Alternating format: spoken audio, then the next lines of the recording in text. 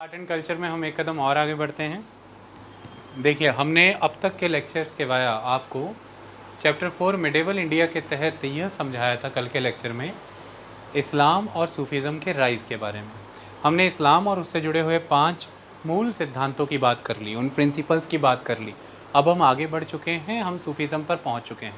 हमने सूफीज़म के विषय में भी एक आरंभ आपको कल बता दिया था, उसी कड़ी में अब हम आगे बढ़ने जा रहे हैं।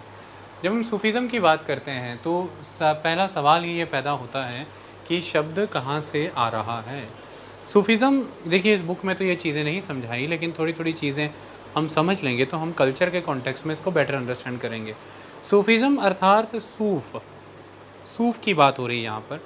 वो चीज़ें जो अनप्रोसेस्ड हैं, वो चीज़ें जो रॉ हैं। देखिए, जब आप बात करते हैं, जब आप कश्मीर जाते हैं, वहाँ पर जब आप ऊन की बात करते हैं, वुलन क्लॉथ, वो ग्रे कलर का एक लंबा सा क्लॉथ पहना रहता है वहाँ के लोगों ने।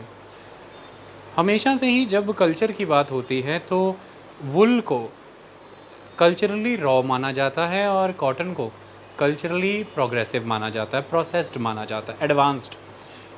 एग्रीकल्चर जब आगे बढ़ा, विकसित हुआ, कमर्शियल स्केल पर काम करने लगा, तो कॉटन नज़र आने लगा, कॉटन के वस्त्र भी होने लगे। इसके पहले अगर मैं बात कर दूं तो जानवरों के चमड़े या फिर वेजिटेशन जैसे कि पत्ते और एक समय में ऊन का इस्तेमाल होता था, लेकिन आगे बढ़ने पर आपको सूती यानी कि कॉटन का इस्तेमाल भी नज़र आने लगा। ये एक एडवांस्ड प्रोग्रेसिव एग्रीकल्चर की निशानी थी। तो हमेशा से ही सभ्यताओं को इस तरह से भी जोड़ा जाता है कि कॉटन बेस्ड सिविलाइजेशन और वुल बेस्ड सिविलाइजेशन। अब वुल बेस्ड सिविलाइजेशन की बात हो रही है तो मतलब ऐसा लग रहा है कि ज़्यादा एडवांस नहीं, ऐसा लग रहा है कि ज़्यादा मटेरियल नहीं, ऐसा लग रहा है कि जैसे अभी भी एक नेचर के साथ, प्रकृति के साथ संबंध बना हुआ है। अभी प्रकृति का एक्सप्लॉयटेशन उस स्तर पर नहीं हुआ। समाज आपस में जुड़ा हुआ है, समाज में एक दूसरे को लेकर के एक समर्थन है, सपोर्ट है। डिवीज़न सोसाइटी की उतनी मटीरियलिस्ट नहीं हुई है।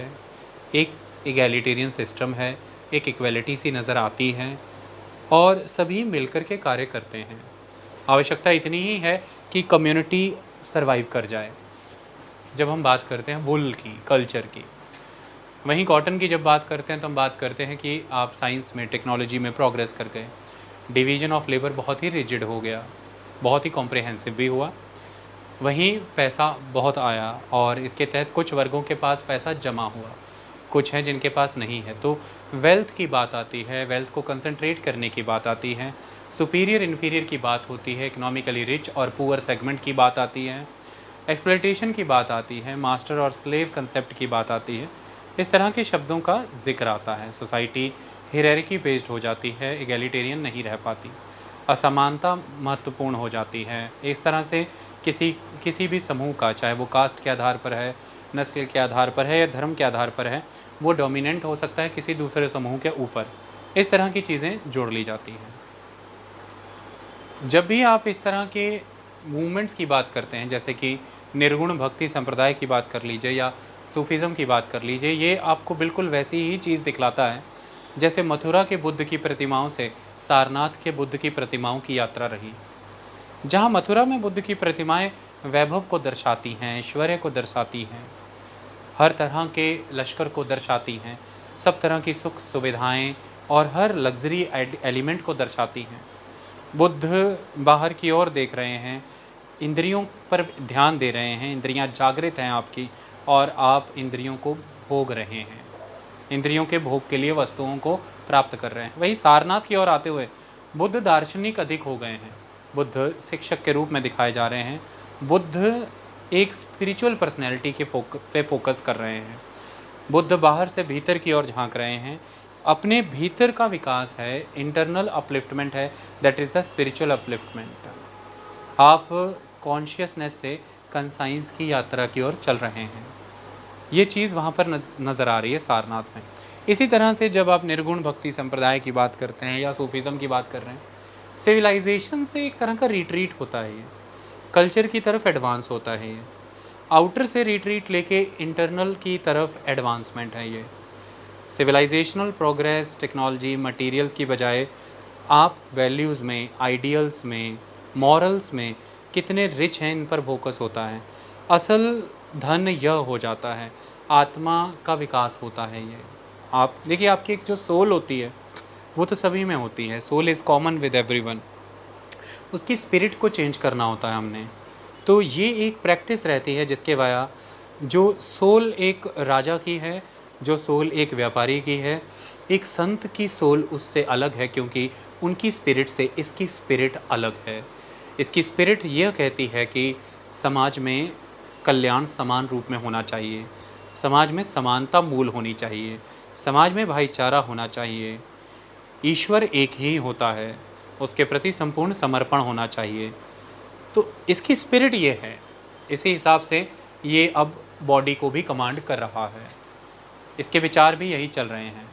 सोल तो हम सब में है, लेकिन उनकी स्पिरिट है, राजा की स्पिरिट है, एडवेंचरस है, युद्धों की ओर बढ़ता है, धन एकत्रित करता है, क्योंकि उसे जनता का, प्रजा का पोषण और स्वयं के पोषण के लिए धन चाहिए, वो नीतियों की तरफ चलता है, तो उसकी स्पिरिट डिफरेंट है। इसी तरह से एक स्पोर्ट्समैन की स्पिरिट अलग होती है ना। तो स्पिरिट मैटर करती है, तो ये चीज़ है। तो कई बार किसी किसी सोसाइटी में सोल और स्पिरिट को भी सेम कह देते हैं कि भाई हम स्पिरिट बुला लेते हैं। जो बुला लेते हैं वो लड़के गए दोस्त को नहीं बुला पाएंगे, स्पिरिट तो बहुत दूर की बात है। तो दैट इज़ द कंसेप्ट। तो यहाँ पर बात हो रही है इस नई स्पिरिट, इस नए एंथुसिज्म की, इस नए लेवल ऑफ कंसाइंस की, कि ईश्वर की ओर जुड़ा जाए तो कैसे, हम कैसे उन आडंबरों से, उन अंधविश्वासों से, उन लिप्तताओं से, यानी कि इंडल्जेंसेस से बाहर आए। तो जैसे कहीं की ओर बढ़ चुके थे, वहाँ से रिट्रीट करना है। तो it is a training wise retreat. तो पीर अपने मुरीद को रिट्रीट करना सिखाता है, यू हैव टू रिट्रीट। तो इसके लिए you have to fulfil your mind, you have to fulfil your soul with a new spirit, that is a spirit of music, spirit of dance. That dance and that music is totally different. It's totally different. You're not dancing to give yourself happiness, you are ultimately dancing because you simply want to dance, you want to do whatever you want to do. It is free from the norms, the values, the compliances, the foundations imposed by the material society. You are not worrying about that, you are not thinking about them, you are not even trying to establish yourself as a compliant. You are simply doing it because you want to do it. So you are liberating yourself, exactly. You are liberating yourself from the social norms. You are liberating yourself from the so-called civilized practices. You are liberating yourself from the rules and regulations of the ruler.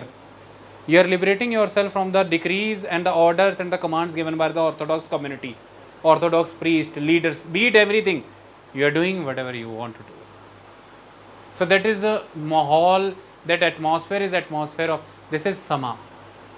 तो समा बंध जाता है, समा बंधा हुआ है। अब वो है, उसका ईश्वर है, इसके बीच में कोई सभ्यता नहीं, कोई नियम नहीं, कोई कानून नहीं, कोई आडंबर नहीं, कुछ नहीं बीच में, बस इट्स ए क्लियर थिंग। तो दैट इज द थिंग। देखिए, धर्मों में जब जब ये मार्ग अपनाया जाता है कि आप कल्चरल प्रोग्रेस की तरफ आते हैं, इंटरनल रिफाइनमेंट की तरफ आते हैं, आप ईश्वर से जुड़ने के लिए वो जो मीडिएटर आ चुके हैं, वो जो भ्रम आ चुके हैं, वो जो आडंबर प्रथाएं, रीतियाँ, इनको साइडलाइन करते हैं, स्वच्छंद भाव से, स्वतंत्र समर्पण से ईश्वर की ओर बढ़ते हैं, तो ये चीज़ें महत्वपूर्ण होती हैं। जैसे कि नृत्य ये रचना है, जैसे कि संगीत यह रचना है। तो this is important. It is important to train your mind, it is important to train your soul, it is important to change the spirit. Okay, और ये सभी करते हैं। देखिए, आपको बताना, एक वाकया सुनाता हूँ। देखिए, काशी में एक दारू वन हुआ करता था, दारू का वन। तो महादेव और पार्वती जो हैं, आफ्टर मैरिज ऐसा हुआ कि उन्हें काशी जाना हुआ, फिर वो कैलाश जाएंगे, तो उन्हें दारू का वन में रुकना था। उन्हें उस वन में रुकना था। ऐसा माना गया कि ये इसी वन में सहवास करेंगे। सहवास माने वैवाहिक संबंध बनेंगे, हनीमून आप दिस सिंपल सी लैंग्वेज में कह दीजिए, सहवास करेंगे।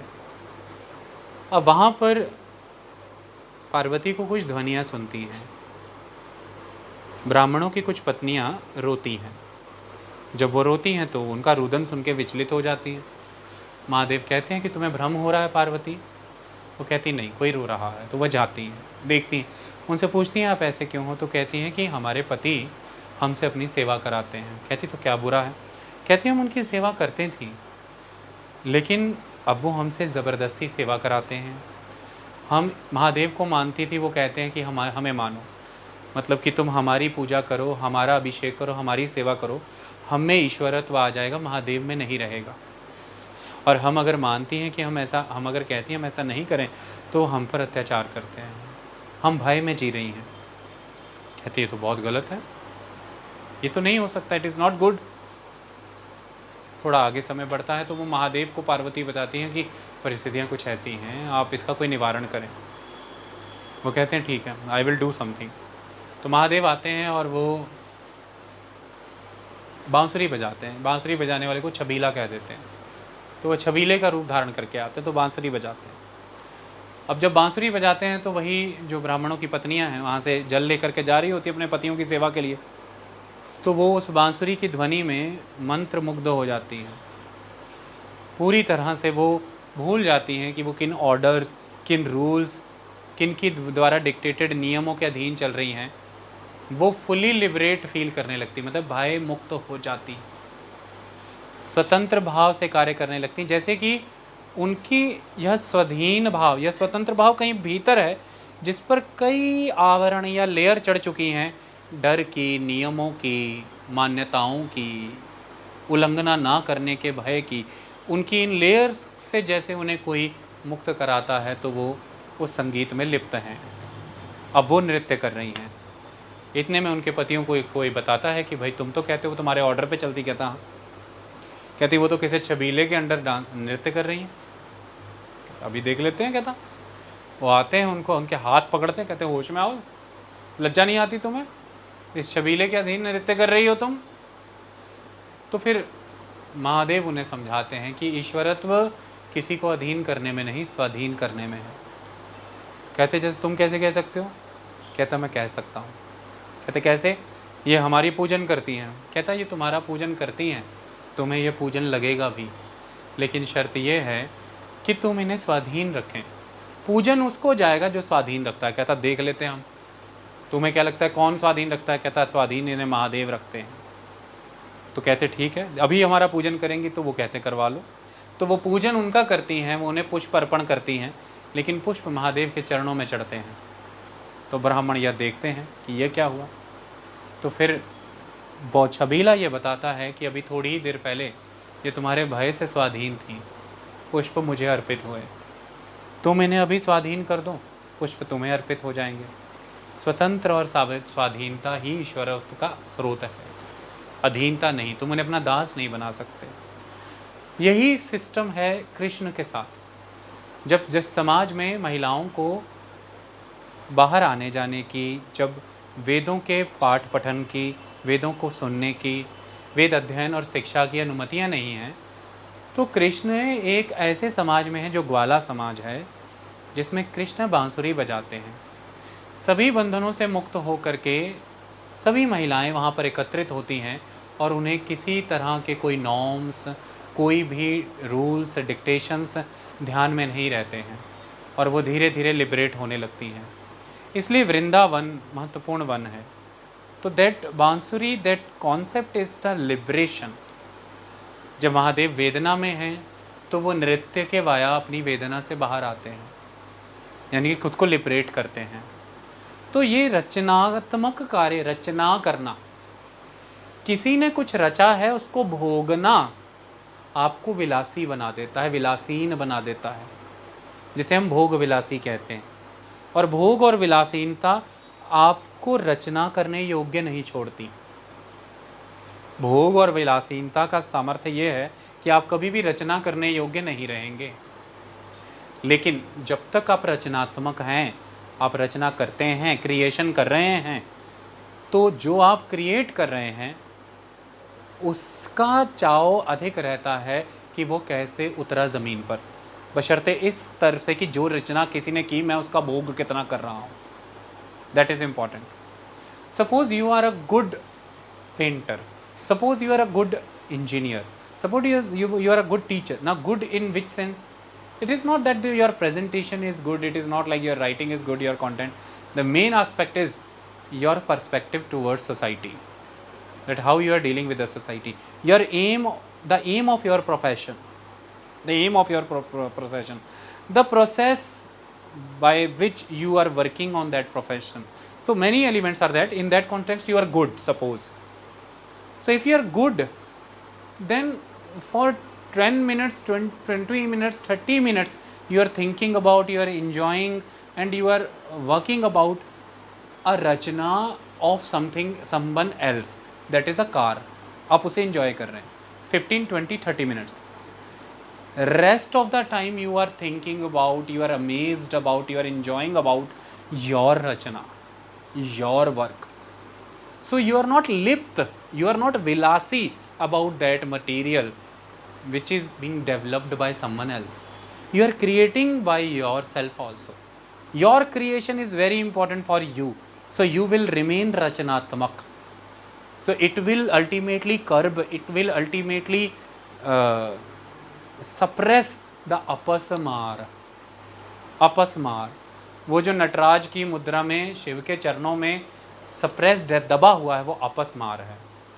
जो हम जब अकर्मण्यता को अपना जाते हैं, हम कर्म में नहीं रह रहे, रचनात्मक नहीं रह रहे, विचारों में नहीं रह रहे, तो हम विलास के, भोग के अधीन है, अपस्मार के अधीन चले गए अपन। नो ओपिनियन, नो थॉट, बहस, लड़ाई, ईर्ष्या, झगड़ा, कुंठा, द्वेष आपको पकड़ लेता है। कौन कौन पकड़ लेता है करण?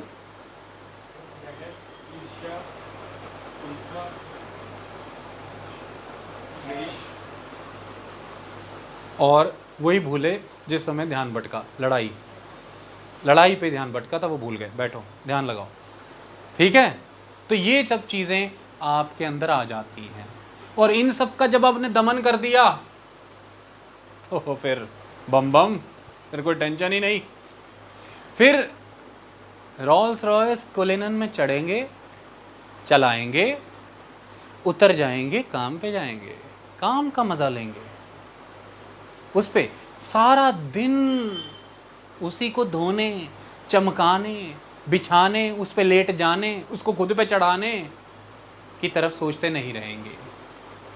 आज की डेट में युवा इस ट्रेंड की ओर बढ़ रहे हैं, इसलिए गाड़ियों के रिव्यू देने वाले गाड़ी खरीदने वालों से ज़्यादा हो गए हैं। आई बात समझ में? चैनल खोलिए, यूट्यूब खोलिए, गाड़ी के रिव्यू देने वालों की लाइन है। हालांकि गाड़ी खरीदने वाले शायद इतने ना, कारण सारा दिन अपन का ध्यान इधर है, वो मिल जाए, ये आ जाए, ये झपट लें, और फिर उसी के वीडियो, उसी की फ़ोटो, उसी का पोस्ट, उसी का सब कुछ। इनफैक्ट यही करके कई लोग आर्टिस्ट बने हुए हैं, कंटेंट क्रिएटर। सोचने वाली चीज़ है ये। नहीं, एक समय के बाद इसका कोई अस्तित्व नहीं रहेगा, ये ख़त्म हो जाए।